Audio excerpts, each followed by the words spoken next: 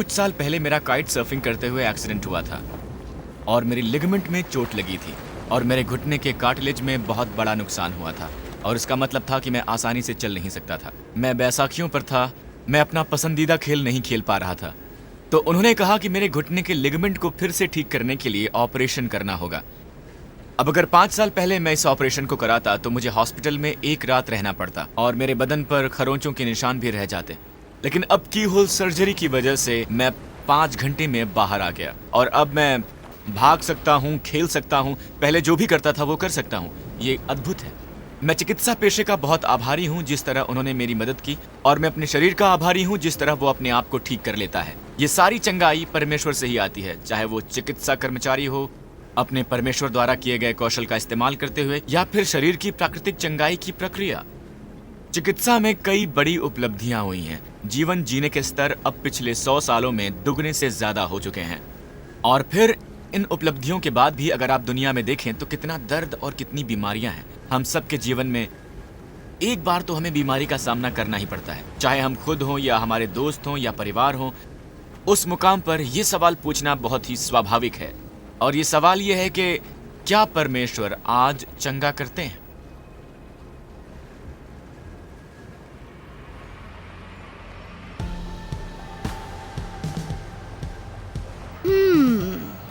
परमेश्वर आज चंगा करते हैं। उम्मीद करता हूँ। पर परमेश्वर आपको खुद को चंगा करने की शक्ति तो देते ही हैं। मुझे कहा गया था कि मैं कभी चल नहीं सकूंगा, पर परमेश्वर ने मुझे ठीक कर दिया। मेरे साथ ऐसी चीज हुई है तो मैं कहूँगा नहीं। मेरे ख्याल से जीवन ही एक चमत्कार है। मुझे नहीं पता, शायद ये मुमकिन हो। मुझे सच में पता नहीं कि ये कैसे होता है। पता नहीं ये कुछ चीज है भी या नहीं। कुछ चीजों को विज्ञान द्वारा समझाया नहीं जा सकता, या फिर किसी और तरीके से भी। चमत्कार? मैं उस पर विश्वास नहीं करता। मैं चमत्कारों में विश्वास रखता हूँ। चमत्कार होते हैं, बिल्कुल। शायद मैं चमत्कारों पर यकीन करती हूँ। चमत्कार मैंने देखे नहीं है, क्या मैं विश्वास करता हूँ? मैं वहां तक पहुंचा नहीं हुआ। मसीही बनने से पहले अगर आप मुझसे ये सवाल करते हैं क्या परमेश्वर आज चंगा करते हैं, तो मैं कहता ये तो कोई सवाल ही नहीं हुआ। मैं ये नहीं मानता कि परमेश्वर हैं, और अगर वो हैं तो फिर वो उस एक आदमी को चंगा क्यों करेंगे जब वहां करोड़ों लोग हैं जो चंगे नहीं हुए। मसीही बनने के बाद भी मैंने नए नियम को पढ़ा कि यीशु लोगों को चंगा कर रहे हैं और चेले लोगों को चंगा कर रहे हैं। मैंने सोचा हाँ ठीक है, ये तो बहुत पहले हुआ है, पर आज ये होने की उम्मीद नहीं रख सकते। फिर मई 1982 में जॉन विम्बर नाम के एक व्यक्ति हमारे चर्च में आए थे। जॉन विम्बर एक अमेरिकी पास्टर थे, विनयर्ड चर्च के पास्टर थे। वो एक गायक भी रह चुके थे, एक अद्भुत व्यक्ति। और वो हमारे यहाँ आए और वो रविवार की रात थी, वो प्रचार करने आए थे। वहाँ पलपिट पर उन्होंने कहा, मैं वहाँ बैठा सोच रहा था चंगाई के विषय में कुछ निंदाशील बातें, पर कुछ उस रात कुछ अनोखी चीजें हुई। उसके बाद की रात हम स्प्रिंग नाम के कमरे में मिले जो वहां पर नीचे था, जिसमें करीब 100 लोग बैठ सकते थे, और चर्च के पथ प्रदर्शक वहां पर आए थे। उस समय हमारा चर्च छोटा था, वहां पर 60 या 70 ऐसे लीडर्स थे वहां स्प्रिंग नाम के उस कमरे में नीचे। और जॉन विम्बर ने चंगाई के विषय पर बात की और हम सब संतुष्ट थे। पर फिर अंत में उन्होंने कहा अब हम कॉफी पीने वाले हैं, और कॉफी के बाद वापस आने पर हम सब चंगाई करने वाले हैं। अब इससे पहले हम में से किसी ने भी चंगाई की नहीं थी, और इसीलिए हमारा कॉफी ब्रेक काफी लंबा चला। और कॉफी के बाद जब हम वापस आए तो जो सामने बैठे थे उन्हें लगा कि वहां बैठे रहना काफी स्वार्थी होगा, और वो सीधे पीछे चले गए। और जॉन और उनकी टीम प्रार्थना कर रहे थे। उनके पास ज्ञान के काफी सारे शब्द थे, और उन्होंने समझाया ज्ञान के शब्द आपके स्वाभाविक मन में आते नहीं हैं। ये वो है जिसे एक अलौकिक खुलासे द्वारा सामने लाया जाता है, एक चिन्ह, एक चित्र, या कोई रहम का दर्द हो सकता है, या ऐसा कुछ। वो यही समझा रहे थे। और उन्होंने समझाते हुए कहा ऐसे 12 थे, और फिर उन्होंने उसे पकड़कर बताया, और फिर उन्होंने लोगों को एक एक करके आने के लिए कहा। पहले वाला मुझे याद है, एक आदमी था जिसकी पीठ में चोट लगी थी, वो भी 14 साल की उम्र में कुल्हाड़ी से लकड़ी काटते वक्त। हमने सोचा हाँ ऐसा तो कोई हो ही नहीं सकता। और ये आदमी उठा और वो आगे आ गया। फिर एक के बाद एक हमारा अच्छा दोस्त जेरमी, उसकी पीठ के बारे में उन्हें पता था और वो आगे आया और उस रात उसे भी चंगाई प्राप्त हुई। आखिर में एक ही था उन 12 वचनों में से जिनका जवाब नहीं दिया गया था, उनमें से बस एक ही था। यहां एक महिला है, एक ऐसी महिला जो गर्भवती नहीं बन पा रही। और हम अंग्रेज हैं और बहुत सालों पहले हम इन चीजों के बारे में खुलेआम बात नहीं करते थे। और मैंने सोचा इसके लिए कोई भी आगे नहीं आएगा, पर वो रुका रहा। और अंत में हमारी एक दोस्त, एक जवान महिला उठी और सामने आई। हमें नहीं पता था कि उसे गर्भवती होने में मुश्किल हो रही थी, लेकिन उस रात उन्होंने उसके लिए प्रार्थना की, टीम ने उसके लिए प्रार्थना की और 9 महीने बाद उसने एक बेटे को जन्म दिया। हाँ, गर्भधारण स्प्रिंग रूम में नहीं हुआ था। और तब से हमारे अच्छे दोस्त एड और सैरा के 5 बच्चे हैं। और मैं इस चंगाई के विषय को अलग तरीके से देखता हूं, अलग तरीके से। पुराने नियम में एक आयत है जो कहती है, मैं परमेश्वर हूँ जो तुम्हें चंगा करता हूँ। चंगा करना परमेश्वर की प्रकृति में है। परमेश्वर आपसे प्रेम करते हैं और वो चाहते हैं कि आप जिएं और पूर्णता का अनुभव करें। यीशु शब्द का सही अर्थ है मसीहा। ग्रीक में मसीहा का शब्द है सोजो। एक दिलचस्प शब्द है क्योंकि इसका अर्थ हो सकता है मैं बचाता हूँ। यीशु हमें हमारे पापों से बचाने आए थे, हमें क्षमा करने आए थे। पर इस शब्द का अर्थ मैं चंगा करता हूँ भी है। यीशु आए थे टूटे हुए दिलों को जोड़ने के लिए। परमेश्वर को चंगा करना पसंद है और वो उसके लिए मेरा और आपका इस्तेमाल करना चाहते हैं। और आप परमेश्वर से कम नहीं है जब आप पीड़ित लोगों की मदद करते हैं, उनके आंसू पोंछकर, टूटे हुए दिलों की मदद करके और गिरे हुओं को उठाकर। बाइबल कहती है कि हमारे शब्द चंगाई ला सकते हैं। आप अपने शब्दों से बटे हुओं को चंगाई दे सकते हैं। आप शांति ला सकते हैं, प्रोत्साहन ला सकते हैं, क्षमा ला सकते हैं। जिस चोट का हम जीवन में अनुभव करते हैं संबंधों से आती हैं, और हमारी ज्यादातर चंगाई भी। चंगाई आती है परमेश्वर के साथ हमारे संबंध से और साथ ही दूसरे लोगों के साथ संबंध से। पर जब बाइबल चंगाई के बारे में बात कर रही है तो सिर्फ स्वाभाविक, मानसिक और आत्मिक चिकित्सा की बात नहीं कर रही, शारीरिक चंगाई भी है। 25% सुसमाचार यीशु के चंगाई के चमत्कारों के बारे में है। मत्ती के सुसमाचार में हम लोगों की तरफ यीशु की करुणा की झलक देख सकते हैं। यीशु पूरे गलील में घूमे, आराधनालय में सिखाया, राज्य के सुसमाचार का प्रचार करते हुए और लोगों के बीच हर बीमारी को चंगा किया। लेकिन ये सिर्फ यीशु ही नहीं थे, यीशु ने अपने चेलों को भी हक दिया। तो आपके और मेरे लिए दूसरों को सुसमाचार देना और बीमारों को चंगा करना, और ये सिर्फ कुछ खास लोगों के लिए ही नहीं है, ये हर एक मसीही के लिए है, ये हर एक विश्वासी के लिए है। यीशु ने अपने प्रेरितों से कहा, हमेशा कहते थे राज्य का प्रचार करो और बीमारों को चंगा करो। तो बीमारों के लिए प्रार्थना करना हमारी सेविकाई का हिस्सा है। कुछ लोगों के खास वरदान होता है और हर कोई बीमारों के लिए प्रार्थना कर सकता है। आजकल के दुनिया में मेडिसिन, साइंस हमारी मदद करते हैं हर तरीके से, और इस तरह से भी परमेश्वर हमारी मदद करते हैं। पर कुछ भी हो, लोगों को प्रार्थना चाहिए, क्योंकि बहुत सारी परिस्थितियां हैं जहां पर दवाइयां काम नहीं करती हैं, और हमें लोगों को उम्मीद देनी होती है, उन लोगों को किसी भी परिस्थिति में, क्योंकि परमेश्वर के लिए कुछ भी करना नामुमकिन नहीं है। और किसी को उम्मीद देना कभी कभी बीमारी का सबसे बड़ा इलाज बन जाता है। प्रेरितों के काम में यीशु के चेले लोगों को चंगा कर रहे थे, और चर्च के इतिहास में आप देख सकते हैं, सदियों से हम देख रहे हैं, और आज भी परमेश्वर लोगों को चंगा कर रहे हैं। वो शुक्रवार की रात थी और मुझे याद है बीच रात में उठना, और मैं काफ़ी बेचैन रह रही थी। मैंने बेडरूम में पानी से भरा हुआ ग्लास गिरा दिया, बाथरूम जाने की कोशिश करना क्योंकि मैं बीमार होने वाली थी, और ये भी समझने की कोशिश करना कि क्या हो रहा है। और मुझे याद है अगली सुबह तक इंतज़ार करना, मेरे पति को ये कहने से पहले कि शायद मुझे अस्पताल जाना चाहिए। मुझे अस्पताल जाने तक पता नहीं चला कि मैं काफ़ी देर तक बाहर नहीं आने वाली हूँ। मुझे याद है डॉक्टर मुझसे मिलने आए, वो काफ़ी गंभीर दिख रहे थे, बहुत ही ज़्यादा। वो मुझे बताने वाले थे कि मुझे फंगल मेनिंजाइटिस जैसी कोई चीज़ है, इसे क्रिप्टोकोकस गैटाई जैसी बीमारी भी कहा जाता है। और ये तो सुनने में ही अजीब था। एक फंगल का गोला मेरे दिमाग में बढ़ने लगा था। वो 9.3 सेंटीमीटर का था मेरे ब्रेन स्टेम के नीचे, और ये काफ़ी तेज़ी से अपने आप को बड़ा कर रहा था। इस बीमारी का यही खतरा था कि ये उस स्तर तक पहुंच जाता है जहां ये काफ़ी बड़ा हो जाता है, जो 3 सेंटीमीटर तक का है। इसे हटाने का एक ही तरीका है कि ब्रेन की सर्जरी करना, और कोई ये नहीं चाहता। उन्होंने मुझे बताया कि ना सिर्फ मैं 8 हफ्तों तक हॉस्पिटल में रहूंगी, पर 2 साल तक मैं एंटी फंगल दवाई पर रहूंगी।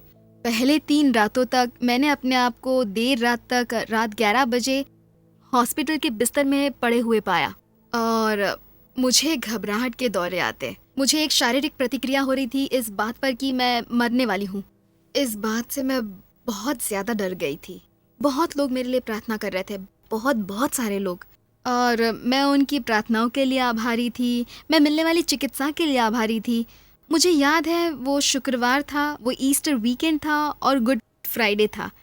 मेरे चर्च के प्रभु सेवक ने आकर प्रार्थना करनी चाहिए हमारे साथ, और हमने वो आमंत्रण स्वीकार किया, और वो आए और मेरे लिए प्रार्थना की। और उन्होंने कहा, मुझे लगता है शायद परमेश्वर आपको ठीक करना चाहते हैं। तो शुक्रवार की दोपहर उन्होंने मेरे लिए प्रार्थना की, और आने वाले मंगलवार को मेरा MRI होने वाला था, और मुझे इस चमत्कार पर बिल्कुल यकीन नहीं था। वो इसलिए नहीं कि मुझे यकीन नहीं था कि ये हो सकता है, पर मुझे लगा कि ये दूसरे लोगों के लिए शायद हो, वैंक्यूवर में मेरे जैसे आम इंसान के लिए तो नहीं। मैं MRI मशीन के अंदर गई और दूसरे दिन ही नतीजे आ गए। मुझे नहीं लगता मैं वो दिन कभी भूल पाऊंगी। मुझे डॉक्टर का चेहरा याद है। वो मेरे कमरे में आते और पूछते हैं, क्या तुम अपने घर जाने के लिए तैयार हो? और रायन और मैं काफ़ी व्याकुल थे। हम तो यहाँ 8 हफ्तों तक रहने के लिए तैयार थे। 5.5 हफ्ते हो गए हैं, और हमने कहा क्यों? तो उन्होंने कहा कि किसी ने आपको आपके MRI रिपोर्ट्स नहीं बताए? हमने कहा नहीं, अभी तक तो नहीं। उन्होंने कहा हमें मिल नहीं रहा। और मैंने कहा क्या मतलब आपको मिल नहीं रहा? उन्होंने कहा आपका फंगल का गोला पूरी तरह गायब हो गया है, मुझे उसका टुकड़ा तक नहीं मिल रहा, और ये तो ऐसा है जैसे वो कभी था ही नहीं। और मैंने कहा कि क्या मेरे दिमाग पर छोटी सी खरोच तक नहीं थी? उन्होंने कहा कुछ नहीं, वो बिल्कुल गायब हो चुका है और आप घर जा सकती हैं। और मैं वो पल भूल नहीं सकती, क्योंकि मेरे पति हंसते रोते हुए मेरे गोद पर गिर गए और मैं हंस रही थी। मैंने डॉक्टर से कहा, जो मेरी तरह मसीह पर यकीन नहीं करते थे, मैंने कहा मुझे लगता है परमेश्वर ने मुझे ठीक कर दिया। उन्होंने कंधा हिलाकर कहा, मेरे पास कोई जवाब नहीं। और सच में उस दिन मैं घर चली गई और मैंने पहली बार इतनी खुशी महसूस की। आप इस बात पर यकीन नहीं करेंगे, और मुझे ये भी पता है कि इतना गहरा आभार भी पहले कभी अनुभव नहीं किया। हाँ, सब लोग चंगा नहीं होते हैं। मुझे एक अच्छे दोस्त की याद आ रही है, पैट्रिक पियर्सन माइल्स। पैट्रिक का केस किडनी फेलियर का था। उसका किडनी ट्रांसप्लांट हुआ और कुछ नहीं हुआ। वो 25 सालों से डायलिसिस पर है। पैट्रिक से ज्यादा किसी और को चंगाई के क्षेत्र में विश्वास नहीं है। पैट्रिक ने कितने लोगों के लिए प्रार्थना की है और कितने लोग चंगे हुए हैं, पर वो खुद चंगा नहीं हो पाया। और हमने उसके लिए बहुत प्रार्थना की है। पर मैंने देखा है जो पैट्रिक कहता है, और वो सच में प्रोत्साहित करता है। वो कहता है, मुझे सबसे बड़ा वरदान मिला है, वो है अनंत जीवन। अगर मैं चंगा हुआ तो ये एक बढ़ोतरी होगी। जब यीशु ने अपने चेलों को बाहर भेजा और जब सिखाते थे, वो परमेश्वर के राज्य के बारे में बहुत बोलते थे। उन्होंने कहा, जो बीमार हैं उन्हें चंगा करो और उनसे कहो, परमेश्वर का राज्य आपके करीब है। परमेश्वर का राज्य असर करने वाला क्षेत्र है, और एक दिन परमेश्वर का असर करने वाला क्षेत्र पूरा हो जाएगा जब यीशु वापस आएंगे। नए नियम में 300 से ज्यादा यीशु के फिर आने के संदर्भ पाए गए हैं, और जब यीशु आएंगे सब चंगे हो जाएंगे। कोई बीमारी नहीं होगी, कोई तकलीफ नहीं होगी, कोई पीड़ा नहीं होगी। परमेश्वर का राज्य पूरा हो जाएगा। पर फिलहाल ये बात नहीं है। हम उन पलों के बीच रह रहे हैं जब हम यीशु के आने का इंतजार कर रहे हैं, और अब हर कोई चंगा नहीं हुआ है। पौलुस इसे इस तरह कहते हैं, वो कहते हैं, अब हम अंदर से रो रहे हैं क्योंकि हम हमारे शरीर की मुक्ति का इंतजार कर रहे हैं। ये तो भविष्य में ही होने वाला है। जब यीशु लौटेंगे तब हमारे शरीर की पूरी मुक्ति हो जाएगी, पूरी चंगाई। पर जो यीशु कहते हैं वो ये है कि भविष्य का राज्य है, पर वर्तमान में इसका एक पहलू है। अब आप एक पहला अनुभव कर सकते हैं जो भविष्य में आने वाला है। कभी कभी इंग्लैंड में एक लंबी ठंड के बाद बसंत की शुरुआत में कुछ गर्म दिन मिलते हैं, जब बारिश बंद हो जाती है, धूप निकल आती है और हल्की हल्की गर्मी लगने लगती है और सभी अचानक ही शॉर्ट्स और टी शर्ट्स में नजर आते हैं। लेकिन ये गर्मियाँ नहीं होती हैं। अगले हफ्ते बहुत ठंड हो जाती है। हम गर्मियों का पूर्वानुमान अनुभव कर रहे होते हैं जो बताता है कि गर्मियाँ आने वाली हैं। जब यीशु ने लोगों को चंगा किया तो ये भविष्य का पूर्वानुमान जैसा था। यह आपको बताता है कि एक दिन सब चंगे होने वाले हैं, लेकिन अभी कोई चंगा नहीं हुआ है। तो आज की चंगाई का क्या? हाँ, अगर परमेश्वर आपको चिकित्सा के क्षेत्र में जाने को कहते हैं तो ये अद्भुत बुलावा है। अगर आप अस्पतालों की जड़ों तक जाएं तो ये अक्सर मसीही संस्थाओं तक जाते हैं जिन्हें बनाया गया था इस सोच में कि परमेश्वर को लोगों की परवाह है, क्योंकि उन्हें उनकी छवि में बनाया गया है। और परमेश्वर अक्सर लोगों को चंगा करते हैं जिसे हम समझ सकते हैं, जैसे चिकित्सा विज्ञान में तरक्की होना। लेकिन कभी कभी वो लोगों को सीधे तरीके से चंगा करते हैं जिसे हम समझा नहीं सकते। तो हमें प्रार्थना करना बंद नहीं करना चाहिए, खास तौर पर जब चिकित्सा क्षेत्र कुछ नहीं कर सकता। एक बार मुझे ब्रॉम्पटन हॉस्पिटल जाने के लिए कहा गया, जहां पर मैं सहायक पादरी था। जब मुझे फोन आया तो मैं स्क्वॉश कोर्ट पर था और वो काफी जरूरी था, तो मैं हॉस्पिटल गया मेरे स्क्वॉश के कपड़ों में रैकेट हाथ में लिए हुए। जब मैं पहुंचा उस व्यक्ति से मिला जिसने मुझे जाने के लिए कहा था। एक माँ थी विवियन, और सबसे पहले वो एक पादरी को स्क्वॉश के कपड़ों में देखकर थोड़ी सी आश्चर्यचकित हुई थी। मुझे उन्हें समझाने में थोड़ा समय लगा कि मैं सच में एक पादरी था। तब उन्होंने प्रार्थना करने के लिए कहा। वो 3 बच्चों की माँ थी और चौथे के साथ गर्भवती थी। तीसरे बच्चे क्रेग को डाउन सिंड्रोम था। वो 18 महीने का था और उसके दिल में सुराग था। उसका ऑपरेशन हुआ था पर वो कामयाब नहीं हो पाया, तो डॉक्टरों ने कहा कि उसके लिए कोई उम्मीद नहीं थी। वो लाइफ सपोर्ट पर था और 3 बार उन्होंने इजाजत मांगी थी कि वो मशीन बंद कर दें और उसे चैन से मरने दें। वो माँ मसीही नहीं थी, पर उन्होंने कहा मुझे एक आखिरी चीज आजमानी है, मैं चाहती हूं इसके लिए कोई प्रार्थना करे। इसीलिए मुझे बुलाया गया था। मैं उसके कमरे में गया। उसके शरीर पर ट्यूब्स लगी हुई थीं और मैंने उसके लिए प्रार्थना की यीशु के नाम से, ताकि वो चंगा हो जाए। और फिर मैं विवियन से बात करने लगा और उनसे विश्वास के बारे में थोड़ी सी बात की, और हॉस्पिटल में उसने अपना जीवन दे दिया था यीशु मसीह को। 2 दिन बाद मैं हॉस्पिटल गया ये देखने को कि वो कैसा है, और वो मेरे पास उत्साहित होकर भागते हुए चली आई। उसने कहा, आपकी प्रार्थना के बाद क्रेग पलटने लगा है और वो ठीक हो रहा है, और उसे अभी भी डाउन सिंड्रोम था पर उसकी दिल की बीमारी चंगी हो रही थी। अब ये प्लसीबो का असर या सकारात्मक सोच की शक्ति नहीं थी। किसी भी तरह से ये अपने आप हुआ नहीं था। वो एक बच्चा था। ये 27 साल पहले की बात है। क्रेग आज भी एक शक्तिशाली युवा है। इतने सालों में उसके परिवार से मैं संपर्क में हूं और आज वो एक स्वस्थ नौजवान है। बाद में उन्होंने मुझसे कहा, मुझे विश्वास नहीं था पर मुझे अभी विश्वास है। हाँ, मैंने भी बहुत लोगों के लिए प्रार्थना की है जो चंगे नहीं हुए, पर जैसा कि जॉन विम्बर कहते हैं, जब हम प्रार्थना नहीं करते कोई चंगा नहीं होता, पर जब हम करते हैं कोई ना कोई होता है। बचपन में मैंने थोड़ा बास्केटबॉल खेला था और लगता है कि तभी मेरे घुटने की समस्या शुरू हुई, और रॉयल मरीन्स में शामिल होने के बाद ये और खराब हो गई। मेरी मांसपेशी फट गई थी, लिगामेंट फट गए थे, और नतीजा ये हुआ कि मेरा नी कैप जैसे मेरे पैर पर तैर रहा था, बहुत बुरी तरह से। मैं लंबे समय तक चल नहीं सकता था, मैं लंबे समय तक बैठ नहीं पा रहा था, और भागने का तो सवाल ही नहीं उठता। मुझे एक यू टर्न मिला जब मैं अल्फा में आया। मुझे आमंत्रित किया गया था, न चाहते हुए भी मैंने स्वीकार किया। मैं बताना चाहूंगा, मैं इस पूरी चीज के बारे में व्याकुल था। फिर एक व्यक्ति ने बताया कि उसने एक आदमी के बारे में सुना था जिसके घुटने की समस्या थी, और ये काफी देर चल रहा था और उसे ठीक करना है, और अगर उसे प्रार्थना चाहिए तो वो हाथ ऊपर करे। और मैंने सोचा, अरे ये तो मैं ही हूं। किसने इसे बताया? मेरे घुटने के बारे में किसने इसे बताया? मैंने ध्यान से अपने कान तक मेरा हाथ उठाया, इससे इधर तक, और 2 लोगों ने आकर कहा कि क्या आपको प्रार्थना करना चाहिए? मैंने कहा हाँ, और मैंने कहा घुटने वाला आदमी मैं ही हूं, वो अगर प्रार्थना करेंगे तो मुझे अच्छा लगेगा।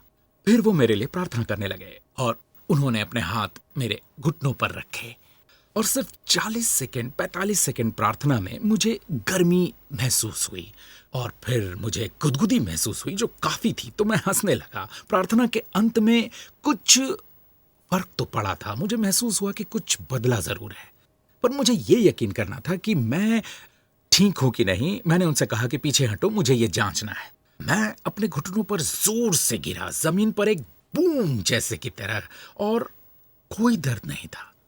और मुझे यकीन नहीं हुआ कि इतने लंबे समय के बाद जब मैं बड़े डॉक्टरों के पास गया था, बड़े फिजियोथेरेपिस्ट के मैं ठीक कराने के लिए गया, और पता है 3 से 5 मिनट में ये गायब हो गया।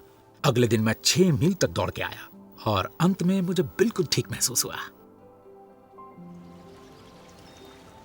हम चंगाई के लिए कैसे प्रार्थना करें? परमेश्वर हैं जो चंगा करते हैं, हम नहीं। तो इसे बढ़ा चढ़ाकर बोलने की या चिल्लाने की जरूरत नहीं है। आमतौर पर हम लोगों के साथ आदर और सम्मान के साथ व्यवहार करते हैं, और अगर वो चंगे नहीं होते हैं तो मत कहो कि ये उनकी वजह से है, या परमेश्वर उनसे प्रेम नहीं करते हैं, या परमेश्वर उन्हें सजा दे रहे हैं। यीशु हमेशा प्रेम और दया के साथ प्रार्थना करते थे। एक चीज जो मददगार हुई है वो है ज्ञान के वचन। परमेश्वर से पूछो, क्या आप मुझे दिखाएंगे? ये किसी चित्र या छवि जो आपके पास है उसके द्वारा हो सकता है। शायद आप एक करुणा की पीड़ा अनुभव करें। पर ये दुर्बल भी हो सकता है। दोनों ही, ज्ञान के वचन देना और उनका जवाब देना। पर कहा गया है कि विश्वास का मतलब है जोखिम। तो कभी आपको अपने आराम के क्षेत्र से बाहर आना होगा। और जब किसी की चंगाई के लिए प्रार्थना करनी होती है तो एक आसान तरीका है जिसका आप इस्तेमाल कर सकते हैं। सिर्फ उस व्यक्ति से पूछें कि उसके कंधे पर हाथ रखना या दर्द वाली जगह पर हाथ रखना ठीक है या नहीं, और फिर यीशु के नाम से प्रार्थना करें और पवित्र आत्मा को आने के लिए कहें। और कभी कभी आपको एक बार से ज्यादा प्रार्थना करनी होगी। यीशु ने एक अंधे आदमी के लिए प्रार्थना की थी और बाद में उन्होंने उससे कहा, क्या तुम देख सकते हो? और उस आदमी ने कहा, लगता है जैसे पेड़ चल रहे हैं। तो यीशु ने फिर से प्रार्थना की और इस बार वो आदमी ठीक से देख सकता था। तो अगर आप चंगे नहीं होते हैं तो हार मत मानना। प्रार्थना एक महान आशीष है। तो जब जॉन विम्बर पहली बार यहाँ बोले 1982 में रविवार की रात को, अगली रात हम वहां चर्च हाउस में मिले थे और फिर से उन्होंने चंगाई के बारे में बात की और फिर से ज्ञान के वचन थे। उस समय मैं एक बैरिस्टर होते हुए उनके साथ काम कर रहा था। मैं अपने पिन स्ट्राइप सूट में कॉलर के साथ वहां बैठा था और मैं सब कुछ देख रहा था, बिल्कुल आगे बैठकर। और उन्होंने कहा यहाँ 10 लोग कम से कम ऐसे हैं जिन्हें ऐसी बीमारी है जिसे एथलीट्स फुट कहते हैं। अब मैं भी उन लोगों में शामिल था, पर मैं ऐसा कहने नहीं वाला था। उन सब लोगों के सामने मैं ये नहीं कहने वाला था। और फिर उन्होंने कहा वो खड़े हो जाए, हम उनके लिए प्रार्थना करेंगे। तो एक के बाद एक वो खड़े हो गए जब तक कि वहां 9 लोग खड़े थे। मैं फिर भी खड़े होने वाला नहीं था, पर मेरी पत्नी पीपा वहां बैठी थी और उसने मुझे कोहनी मारते हुए कहा, 10वें तुम हो। और मैं कह रहा था नहीं, वो मैं नहीं हूं, कोई और होगा। पर अंत में मेरी हड्डियों में इतना दर्द था कि मैंने सोचा कि यह आसान होगा, नहीं तो उसके लिए भी प्रार्थना करनी पड़ेगी। इसलिए मैं खड़ा हो गया और अब मैं वहां खड़ा था और एक अच्छा सा अमेरिकन मेरे पास आया और उसने कहा, क्या आप चाहते हैं कि हम आपके एथलीट्स फुट के लिए प्रार्थना करें? मैंने कहा नहीं, कोई बात नहीं। मैंने कहा, दरअसल मुझे एथलीट्स फुट पसंद है। इसे इस तरह दबाना काफी संतुष्टि देता है। तो वो बहुत ही शिष्ट था और उसने कहा, आपको किस चीज के लिए प्रार्थना करनी है? तो मैंने कहा, मुझे मेरी सेवकाई में शक्ति के लिए प्रार्थना करनी है। तो उसने कहा, ठीक है, मैं प्रार्थना करता हूं। और उन्होंने प्रार्थना की कि आत्मा मेरे ऊपर आ जाए। और कुछ मिनटों बाद मुझे ऐसा महसूस हुआ कि 10,000 वोल्ट की इलेक्ट्रिसिटी मेरे शरीर से पास हो रही है। बहुत ही अद्भुत अनुभव था वो मेरे लिए। और उस आदमी की प्रार्थना छोटी थी, उसने बस कहा और शक्ति। हर बार उसने यही प्रार्थना की थी। मुझे याद नहीं उसने और कुछ कहा या नहीं, पर हर बार वो यही कहता था। मुझे याद नहीं उसने और कुछ कहा या नहीं, पर और एक मकाम आया जब मैं बर्दाश्त नहीं कर पा रहा था। वो कहता जा रहा था और पावर, और मैं कहता था नो पावर। पर मेरे ये कहने से वो रुका नहीं, वो कहता रहा मोर पावर और मैं कहता रहा नो पावर। और अंत में हम दोनों के बीच चिल्लाने का मैच चला और जॉन विम्बर, जिन्हें शायद वैसे तो अपनी मीटिंग्स में बदतमीज लोगों की आदत थी, उन्होंने कहा, ओ क्या तुम उसे वहां से बाहर ले जा सकते हो? वो मुझे उठाकर बाहर ले गए क्योंकि मैं चल नहीं पा रहा था। वो मुझे फ्रेंच विंडो से उठाकर बाहर ले गए और जब हम उन खिड़कियों से बाहर जा रहे थे, मुझे याद है जॉन विम्बर ने कहा, परमेश्वर उस व्यक्ति को वरदान दे रहे हैं ताकि वो दूसरे लोगों को यीशु के बारे में बता सके। मैं अक्सर उस पल को याद करता हूं क्योंकि मेरे जीवन में वो महत्वपूर्ण पल था। ऐसा हुआ कि उस समय मेरा एथलीट फुट तो ठीक नहीं हुआ, पर तब से वो धीरे धीरे ठीक हो रहा है और मुझे बहुत खुशी हुई कि मेरे लिए कोई प्रार्थना कर रहा था। वो एक अनोखा अनुभव था और तब से पिपा और मैं लोगों को यीशु के बारे में बता रहे हैं और जहां कहीं मुमकिन हो हम चंगाई ला रहे हैं। मैं लोगों के लिए प्रार्थना करता हूं जैसे मेरे लिए की गई थी, क्योंकि मैं मानता हूं कि परमेश्वर हमारा इस्तेमाल करते हैं लोगों को चंगा करने के लिए। वो आपका इस्तेमाल करना चाहते हैं इस काम के लिए। मैं आपको प्रोत्साहित करता हूं कि आप वो बने जो चंगाई लाते हैं अपने परिवार में, अपने दोस्तों में, काम की जगह पर, अपने समुदाय में, जो बीमारों के लिए प्रार्थना करते हैं, टूटे दिलों को जोड़ने वाले लोग जो लोगों के आंसू पोंछते हैं, गिरे हुओं को उठाते हैं, बेसहारों को सहारा देते हैं और चंगाई लाते हैं जहां कहीं भी वो जाएं, यीशु मसीह के नाम में।